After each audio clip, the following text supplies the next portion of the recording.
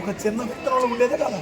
ఇదే logic point. ఎప్పుడైతే మీకు పరిశ్రమ వస్తుంది, కౌన్ బనే కరోడ్పతి కానీ లేకపోతే జబర్దస్తులు కొన్ని ఇల్లు లక్షాధికారులు ఏవో కంపెనీస్ వస్తున్నాయి కదా, నాకు ఇవన్నీ అందులో మీకు రావచ్చు. మరి చెట్టు మనకు కనిపించే ముందు ఎక్కడ ఉండేదంటే చిన్న గింజలో బంధింపబడిందని చెప్పండి. ఆ గింజ ఎప్పుడైతే చచ్చిందో ఆ చెట్టు బయటకు వచ్చిందా? ఇది వాస్తవం. అయితే విశ్వస్వరూపుడు దేవుని ఆత్మ ఈ 6 రోజుల దేవుడు బంధించాడు. ఎప్పుడైతే ఈ దేవుని చచ్చిపోతావు ఆ విశ్వస్వరూపుని ఆత్మ బయటకు వస్తుంది. శరీరంతో చేసే క్రియలు బట్టి ఆత్మ నిత్య నరకమా స్వర్గమా అని తేలిపోతుంది. శరీరం తప్పు చేస్తే జైలు, కోర్టు, పోలీస్ స్టేషన్ ఉన్నప్పుడు మరి పాపం చేస్తే మరి ఆత్మ తప్పు చేస్తే దాని శిక్ష భూమి మీద గ్రహాలు కాల్చగలవా? అందుకే దానికి స్పెషల్గా పాతాళాన్ని పెట్టాడు. క్రైస్తవ మతం కాదు, మార్గం.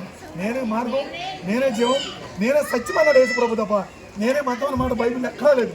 ఒకళ్ళు నేనే మతం అనే మాట బైబిల్ ఎక్కడుందో నమ్మొద్దు. లేదండి నేనే జీవము, నేనే మార్గం, నేనే సత్యం అని యేసు ప్రభు అన్నాడని ఖచ్చితంగా నమ్మడా లేదా? నమ్మండి. కనుక ఏదో ఒక రోజు ఈ శరీరాన్ని విడిచిపెట్టాను.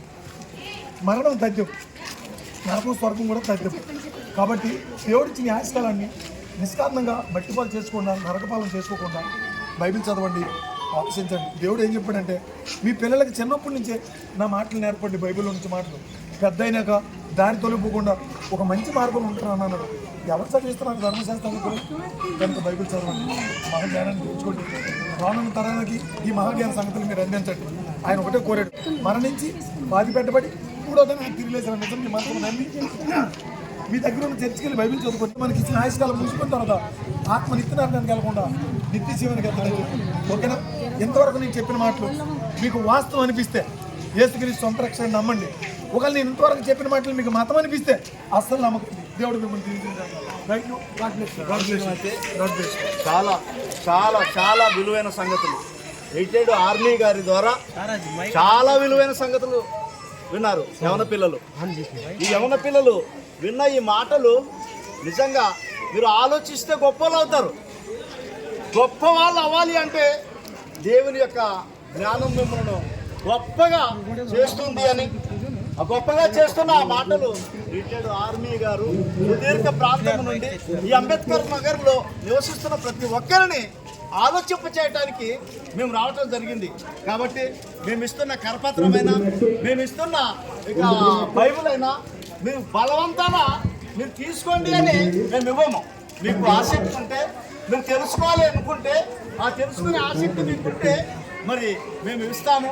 ఇచ్చిన ఈ కరపత్రమైనా, ఈ న్యూ టెస్ట్మెంట్ బైబిల్ అయినా మీరు చదివి ఆలోచిస్తే ధన్యులవుతారు. కాబట్టి మీ జీవితాలను ధన్యం చేసుకోవాలి అనుకుంటే మంచి ఈ సువర్ణ అవకాశాన్ని మీరు వినియోగించుకొని ఇంతవరకు చక్కగా మీరు విన్నందుకు మేము ఎంతగానో ఆనందపడుతున్నాం. మా ఆనందం వెనకాల దేవుడు కూడా సంతోషపడతాడు అని నమ్మి విశ్వసిస్తూ ఈ మాటలు చెబుతూ ఉన్నాం. కాబట్టి మీకు అవసరమైతే ఈ యొక్క న్యూ టెస్ట్మెంట్ బైబిల్ ఇవ్వటానికి సిద్ధపడుతున్నాం. యవన పిల్లల్ని అడుగుతున్నాం.